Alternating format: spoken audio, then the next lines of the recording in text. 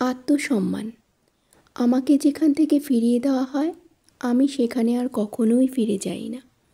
যদি মৃত্যু কড়া নাড়ে আর সেখানে গেলে আমি বেঁচে যাই, তবুও ফিরি না। মৃত্যু মেনে নিতে পারি, কিন্তু আত্মসম্মান বিসর্জন নয়। অপমানের দোরগোড়ায় দাঁড়িয়ে বাঁচার চেয়ে গৌরব নিয়ে হারিয়ে যাওয়াই শ্রেয়।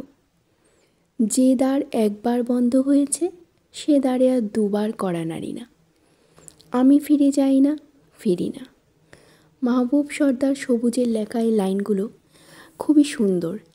কারো জীবনে যদি আত্মসম্মান জিনিসটা না থাকে তখন তার বেঁচে থাকাটাই অর্থহীন হয়ে যায়।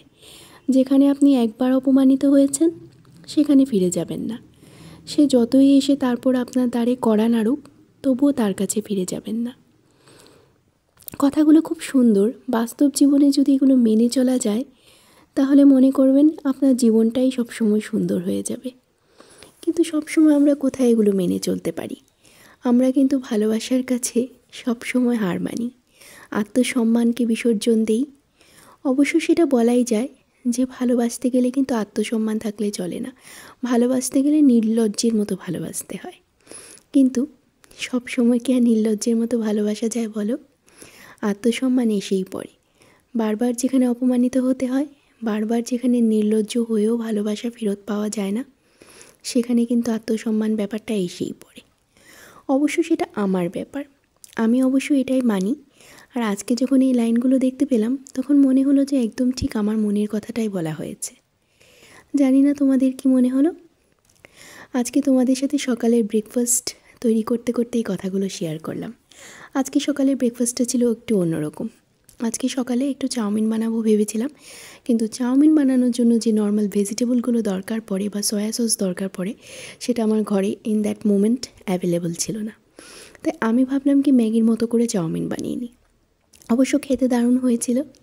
মেয়েও খুব পছন্দ করেছে আর মেয়ের বাবাও খুব পছন্দ করেছে। তো যাই হোক, এই হলো আমার আজকে ব্রেকফাস্টের গল্প। আর প্রথম তোমাদের যেটা বললাম সেটা হচ্ছে আত্মসম্মান নামক একটা কবিতা, যেটা লিখেছেন মাহবুব সর্দার সবুজ। হঠাৎ করে আজকে ফেসবুক ঘাঁটতে ঘাঁটতে পেয়ে গেছিলাম, খুব সুন্দর লাগলো, তাই তোমাদের সাথে একটু শেয়ার করলাম। অবশ্যই কথাগুলোর সাথে আমার মনের খুব মিল আছে। তোমাদের মনেরও কি মিল ঘটেছে কি না অবশ্যই জানাবে কমেন্ট বক্সে। লেখাগুলো খুব ভালো লাগলো তাই পড়ে নিলাম। অনেক সময় অনেক কিছুই ফেসবুকে এরকম পেয়ে যাই যেগুলো মনের খুব কাছের হয়। সবসময় সব কিছু তো আর শেয়ার করে হয়ে ওঠে না। তা আজকে এটা ভালো লাগলো তাই তোমাদের সাথে শেয়ার করলাম। আজকের ভিডিওটা এখানেই শেষ করে দিচ্ছি। কেমন লেগেছে অবশ্যই জানাবে, লেখাগুলো কেমন লাগলো অবশ্যই বলবে।